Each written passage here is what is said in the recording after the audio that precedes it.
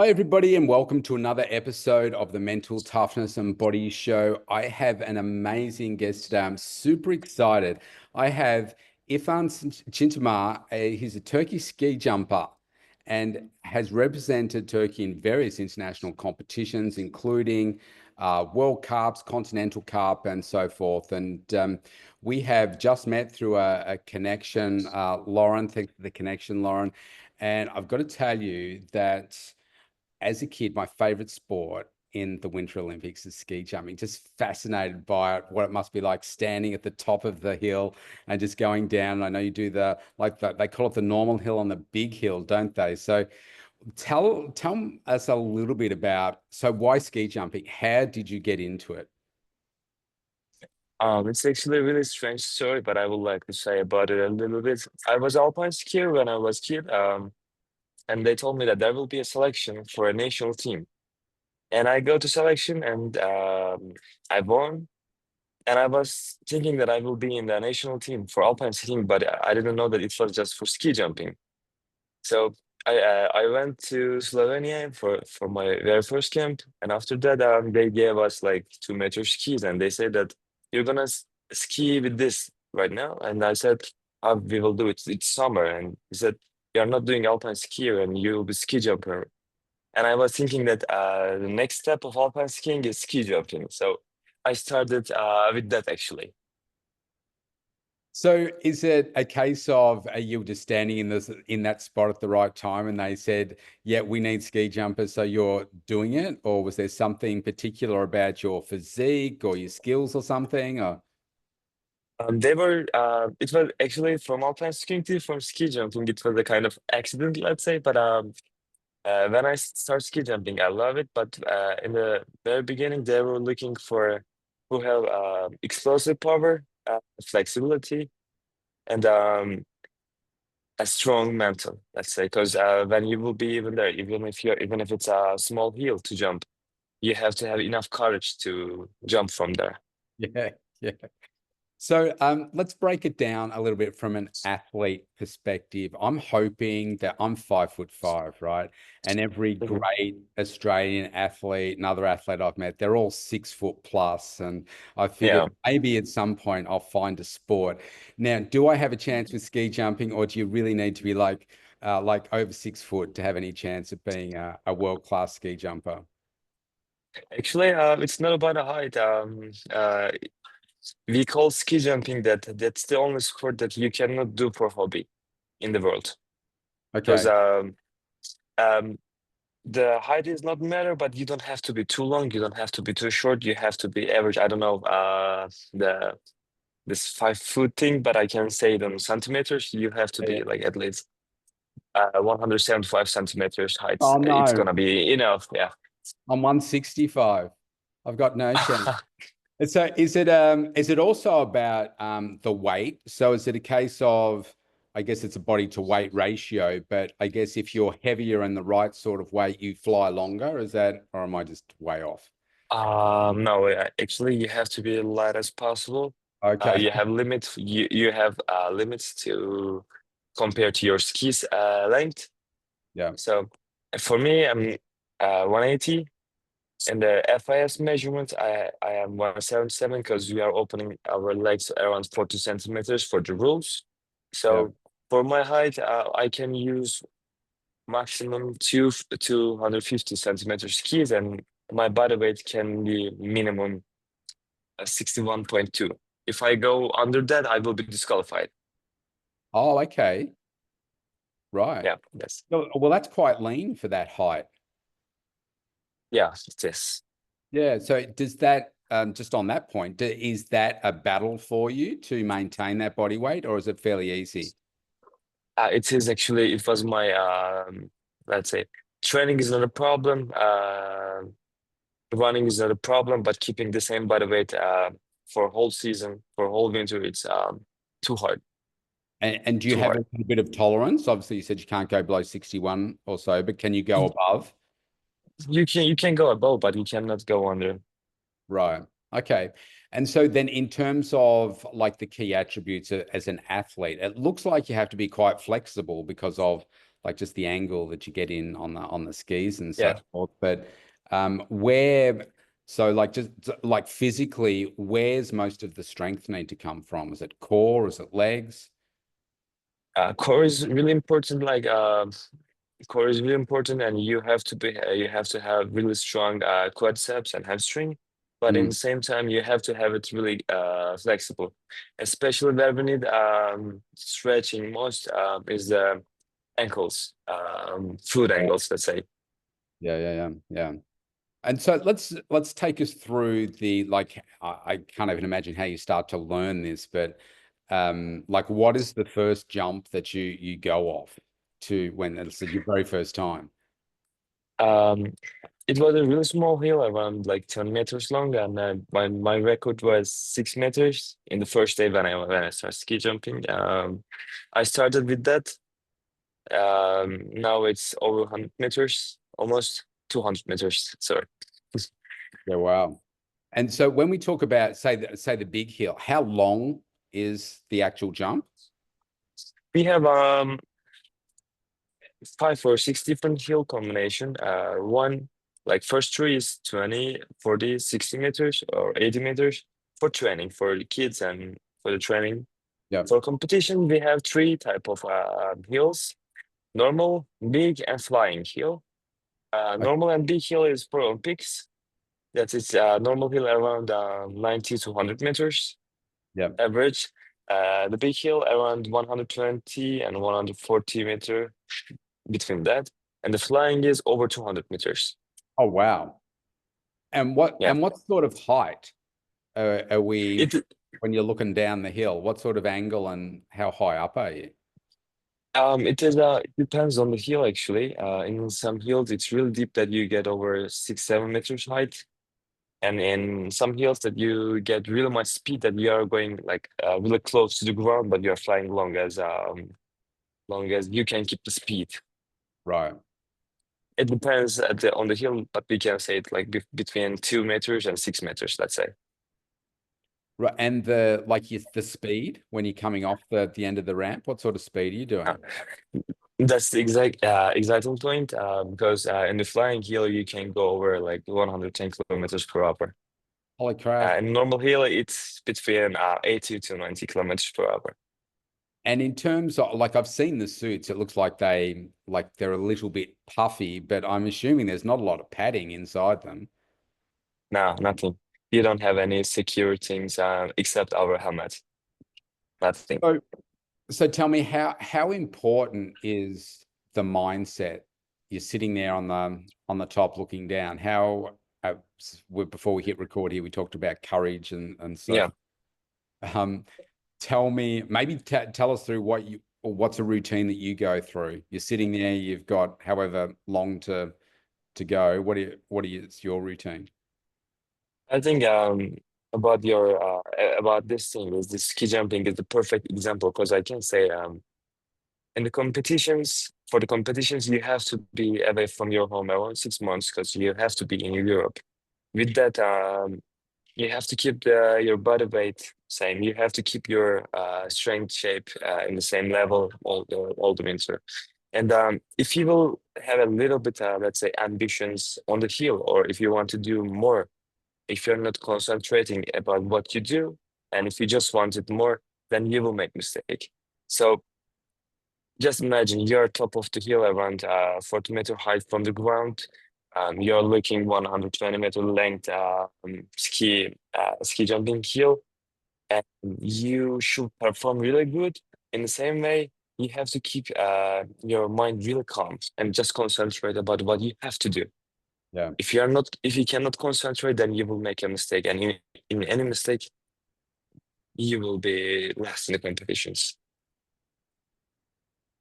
Scary. Yeah, And do you, I'm assuming that you don't allow any fear to come in because as soon as you start to think, oh, I mustn't do this, I mustn't do that, there's that chance that you're going to mess up.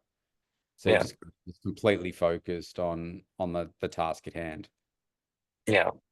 It's really important point in ski jumping. You have to be really 100% concentrate on what you are doing. If you are not doing it, really, it's gonna be. And in any mistake that you can fall off, you can crash, and it will be really hard to come back. That's why you have to be focused with everything. And what's the difference between, and forgive me, I don't know who's number one in the world at the moment or anything, but what's Mhm. the difference between, say, number one and say 20th in the world? What's the difference? Um, Is it mindset? Is it better training? Is it better genetics? Actually, not the genetics, but training hard is really important as the as same as all of the other sports. The training is really important. But in ski jumping, also the equipments are competing. Yeah, We are using, let's say, the same suit, same helmet, same uh, skis. But in some countries, the universities are trying to rebuild skis in the same rules, but can be more faster or can be more lighter. Or some universities are studying how how they can make the suit keep more wind on it. right. That's good. That's the things. But if you will just talk about personality or for the training, what is the difference? I could say I don't know how to say, but that you have to all the time, train all the time.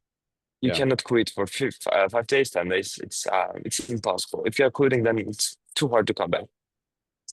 And so what, or maybe walk us through a typical day of training. What would that look like? Um, we have like 3, 4 different kind of strengths because we have to be very balanced. We have to be really explosive. We have to be really flexible, and in the same time, we have to be really good with the technique. So we have 4 different training styles. Uh, we will have, if you're looking at if you're going to fitness, then we are 60 maximum 60 kilograms men's, but you make squat over 200 kilograms. When people saw us, they are saying that you're crazy, it's impossible or something like this. But Yeah, yeah. yeah, that's the thing. And so with like just on that, with the squats, 200 kilos, are you focusing Mhm. on, because what you're looking for is explosive power, right? Yeah, But you do have to hold what you have to hold a fairly deep squat for what, maybe 10 seconds, is it? Something like that? no, no, No? we are just getting with the weight around the same angle as we do in ski jumping. Around it's around 45 degrees. Yeah. And when we just came there and when we just touched the bar or let's say some kind of a thing, then our butt just touch it, then we just explosively try to push it up. Yeah, yeah. Because the explosive part of your work is off the end of the jump, right? Yeah, yes, Like that's true. floating up. Yeah, yeah. Okay. Yeah, Yeah, wow. Yeah, that's a decent squat. My heaviest squat is 155 kilos, and that was at probably around 67 kilos of body awesome. weight. So yeah, It's actually really great. doing another 45 kilos on top of that with 6 kilos less, that's mean. That is mean. Yeah, So I but assume your training's made up of, obviously you have your like strength sessions in the gym, like explosive power and that kind of stuff. yeah, And yeah. then what proportion of time is, like, because you can only jump so many times, right, in a day, and the risk of injury and all that kind of stuff. So how much time is, like, say, dry training versus on the snow? Um, ski jumping can we can make ski jumping winter and summer. So actually, in the summertime, it's our training time. In summer, we make at least 2 trainings. I can say it for weekly. We are making at least 12 training in a week, Yeah. but at least one should be a ski jumping training. It should be on the hill. Right. Okay. So in summer, what I have seen some examples where the landings are, do they use different skis or something? Because No, you, it's the same. Just it's the same skis. Just the structure of the skis that be changing. but the thing that we are landing on is kind of plastic, but Yes, it's I really see. something special. Yeah. Yeah, yeah, yeah. So it softens the impact a little bit, I suppose. Mm-hmm. So Yep, that's true. what's the biggest injury? Is it knees or is it backs or hamstrings or ankles or Usually it's you get injuries from knees because a lot of jumping and a lot of high speed landings. Because of with that, yeah, almost let's say 70-60% of ski jumpers had injuries or some tough things to overcome from the knees. yeah, right. And you personally, have you had to have knee surgeries or anything, or have you been pretty lucky with your career? With the knees, I didn't get that problem, but when I crashed around when I was 15 or 16, I broke my this bone. I don't know on English, this one and this one Oh, at the like same time. your collarbone? Yeah. Yeah, ouch. That is really painful. So I Yeah, assume it you is. like you landed on your shoulder or something, did you? Yeah, my ski just get out of my shoe when I was in the air, and I just turned in the air. I lost control, and I just hit on my shoulder. So yeah, it was tough. Ouchie. Yeah, that's Yeah, like 12 weeks recovery.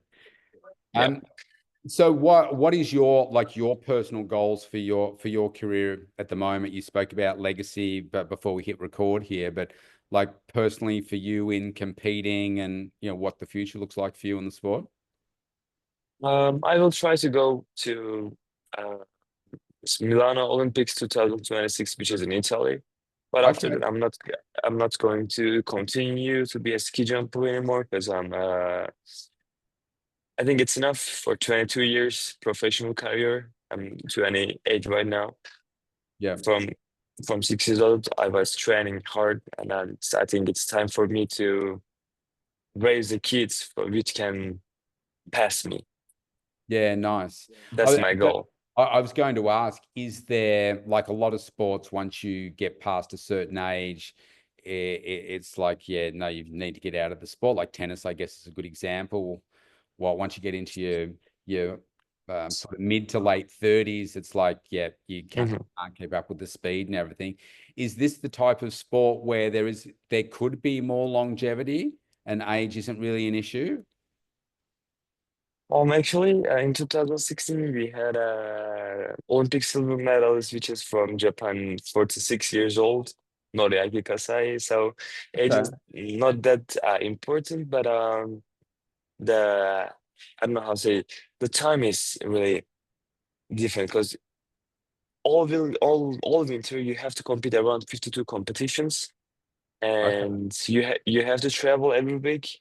You have to train all in the summer. Like you cannot. It's not like athletic. It's not like the other summer disciplines. You have to be. I don't know how to say. You have to be really taking care about it for a whole year, and Yeah. it's really frustrating when you're doing it over 10 years. Mm. It's different. Yeah, so it sounds like because you could just, I suppose, be forgiven for watching it and say, oh, well, they just sit there and they jump off and they land. And it's like, oh, well, that looks pretty simple. Well, it obviously very Yeah. technical, but it doesn't look like there's a lot of training involved, the perception. Hmm. But this is what people just don't realize, just Yeah. it's what you don't see, isn't it, that really defines the athlete that you're going to Yeah. be. Of course. Like it's Of course. a tremendous credit to you that you're able to compete in the sport for such a long period of time at a high level. And I think what an Yeah. awesome result to get to 2026. What's the pathway for that? So you said you have to compete. So what, we're 2024, so another 2 years out effectively. Um, so you've got to compete pretty much every week. Do you have to accumulate a certain number of points in order, like, is it competitive amongst your countrymen to find, like, to get a spot on the team? You have to be competing in World Cup and getting you have to be in top, let's say top 30 to get some points. Okay. With that, yeah, with that you can go, but it's not that easy, like I said. You have to train. That's a lot of, I don't know, a lot of, because my coach used to say it's not like the other disciplines, because If you make 10 jumps in a day, it takes 2 hours, but you train only 3 seconds because takeoff is 0.3 seconds. Yeah. If you make 10 jumps, that means you train 3 seconds. So we are making really much training. We have to keep our body weight. That's the tough part for me. Training is not a big deal for me. Yeah, because I think if you have discipline, then it's kind of your job. And even if you're, I don't know, anxious or even if you're upset, it doesn't matter how do you feel. It's important how you overcome it. With all situations, you have to keep training. And but the social life, you could go away from your social life, except your family. Because if you want success, you have to sacrifice some things from your life. So true, That's isn't it? our point. Yeah, Yeah. so true. So true. What what are the things that you need to work on? What would you say your, well, let's go with this first. What's your greatest strengths? Um, I don't have actually any problem with the strength. My strength is quite enough, but I have problem with let's say a little bit with flexibility and with the technique a little bit because all the time it's changing. All the time it's changing. In like you're making 10 jumps per day, but it's 10 jumps are different. Yeah. So I have to stabilize it. So I have to keep controlling myself on that. And how important is, I'm assuming that you have a coach, coaches. Um, how important are they in you getting better? Oh, 100%. Like I don't know, it's affect 100%, not 99. It's 100%. Because Because they have to keep control all the time. They have to visualize everything what you're doing, and they have to make plan on it. so what, from what I see, and forgive me if I'm not getting this right, but from what I see, it looks like the coach is standing either some way down the hill or at the bottom, and they hold up a flag, and I don't know, are they looking for wind or whatever, and then Yeah, I don't know, they signal, and that's when you go. So you're really relying on them to get part of that right. yeah. Let me explain. The coach, which is standing, is coaching box, and holding a flag. He's a head coach, and he is checking the right time because you have 10 seconds to leave the bar that you start ski jumping. And the coach, which is staying down there, is looking for the wind and also the flying technique. Because from up there, you cannot see what I'm doing when I'm flying. The second coach is looking for my flying position and the landing and everything. Right. And how much do they work with you off the, I mean, we've all seen Eddie the Eagle, the movie, and the stuff that they do, Yeah, like in the gym and all that kind of stuff, but it's obviously they're doing it for Hollywood and everything.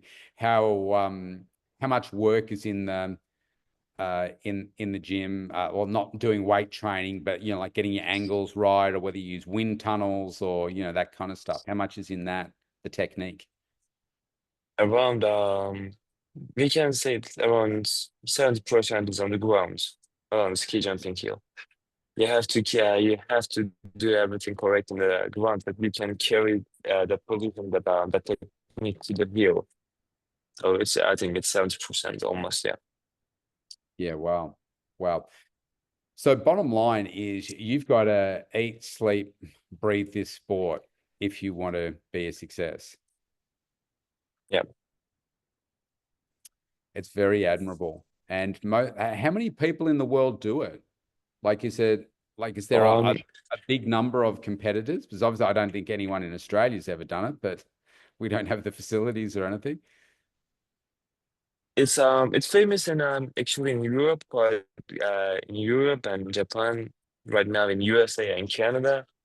I think I can guess, I don't know the correct number, but I can guess who is making professionally and competing around over 2,000 people, I can say, with the girls and men's. Wow. Wow. Yeah, with the kids, if you will count, I don't know, it's too much. Maybe over 10,000 people doing it. Wow. Wow. So is it a Yeah, sport that's increasing in popularity? yeah, of course. Yeah, you're Oh, it is. flying. Yeah, I mean that's why I loved it as a kid. You watch it and it's like you just see them fly. Um, Mhm. I can't remember the guy that I used to watch. I think he was from Finland. They used to call him the Flying Finn. Yeah, Uh, the name is Matti Nykänen. He's a yes, legend. yes, yes.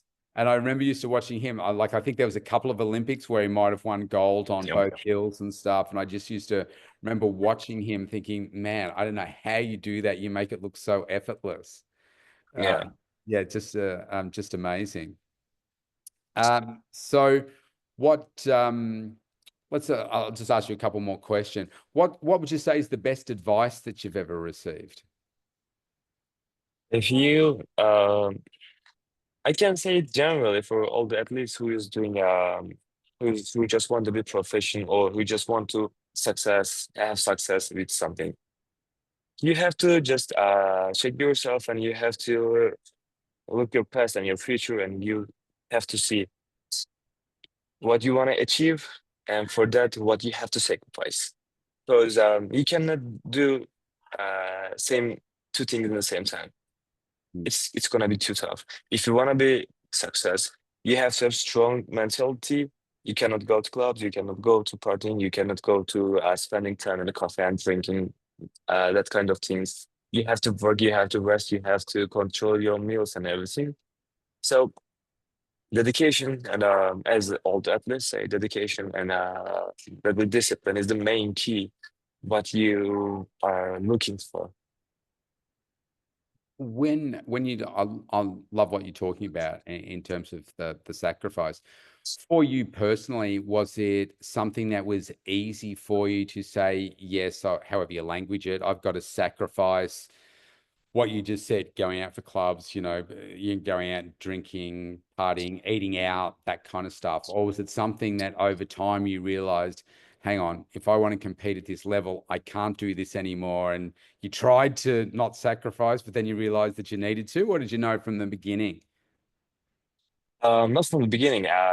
My father used to say to me, exploring is the most valuable thing that you can ever achieve. Because if you wanna have an experience, first you have to lose something. Mm. Now, when I was 18 and 17, it was my best time. I finished 17th of the whole world. I was doing really well, but after that, I was getting a bit silly. I'm not gonna lie about anything. I was a bit silly, and after that, I was having a lot of friends, a lot of celebration and everything. And I saw my statistic is going down and down, and I see. And there is one Olympic gold medalist from Turkey in boxing. Her name is Busana Sürmeneli. She is my close friend. Okay. When I was talking with her, she said that Irfan, you have done a lot of, but from here you can go back. So accept people who support and people who try to push you forward. Just leave them, leave other things. Otherwise, it's impossible to have it. And after that, I realized that you cannot even spend normal time with your girlfriend or with your family. You have to just focus what you have to do. You have to do what you have to do. That's the point, whole point. So would you say you have to want it so badly that you know that you're just not going to stop, and you know it's going to Yeah. be sacrifice? And I guess a lot of people, and I can't imagine it's massive money in ski jumping. Maybe it is, but you're probably not doing it for the money, but you're doing it for the love and the glory of just being the best you. Would that be fair to say? Yeah, so the Turkish people, all Turkish people, we love to represent our flag in the perfect way, let's say. And some emotions cannot get with the money. Yeah, It's impossible. yeah. So that's the thing. And what is I don't know how to say, but when you work, when you are believing in yourself, and when you think that yeah, I'm going in the right path, then your expectation is uh becoming a little bit further and further. So you are working much more. So with that, you're trying to get the, let's say, prize for your work, not for money, not for glory, Yeah. but you work, it's time to pay back that side. Where do you think just a couple more questions. Where do you think your hunger comes from? Is it from, sometimes I think about myself and I've got this, people ask me, it's, "Oh, why are you so hungry?" And I think part of it has come from my past experience. Sometimes I wonder, is there something genetic? Because my mum was very driven, but where do you think Mhm. yours comes from? My idol was always my father because he was a national runner for Turkey for 20 years.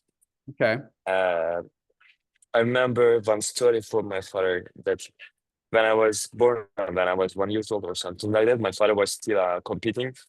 He was running 5,000 meters or 10,000 meters in athletics. And where I live in Erzurum, there is a lot of snow. Like I don't know how to say, it's too cold and a lot of snow. And my mom told me that there was a one day there was a lot of snow that even the door couldn't open. Like we are not managed to open the doors. Yes. And in that 10 meters in the corridor in our home, my father just ran 2 hour 23 minutes and make the whole training. Right. And yeah, my mom was saying to my father that you're really crazy. But he was pushing me to be a successful athlete. My family is the most important thing. Uh, Most important, let's say, reason that I'm here. Yeah. Beautiful. How important on your journey is it to, I talk about removing the toxic energy from your life, and sometimes that can be family, but how important is that for you to make sure that you surround yourself with the right type of energy to just support and uplift you, as opposed to, I'm going to try and pull you down? It's actually not about me, but I think it's for whole people in the world. If you are in a toxic way with everything, then I know it's sometimes hard. I know it's sometimes heartbreaking. But if you want to be successful, then you have to overcome with that. You have to just leave. Without that, it's impossible. Because some people trying to push you up, but some people trying to pull you down. So if you cannot leave them, then they will always try to pull you down. Yeah. So it's really important to maybe in Turkey. I don't know. My English is not good as you. I'm sorry about it. You're doing very Uh, well. I just want to make one translation in Turkish word that they say. uh,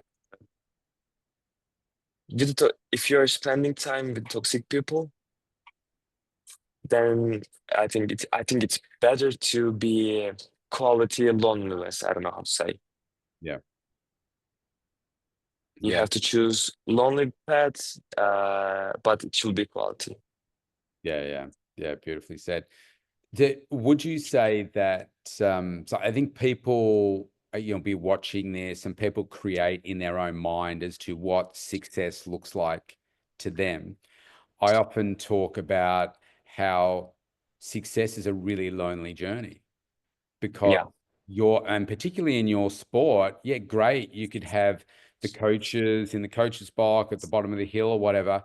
They're not the ones standing at the top of the hill about risk their life to jump off. And you've got to be the one yeah, who actually does it. And you've got to be the one that gets up early. You've got to maintain your body weight. You've got to lift the 200 kilos of squat and so forth. Um, so yeah, you agree with that? It's a fairly lonely existence. yeah, yeah.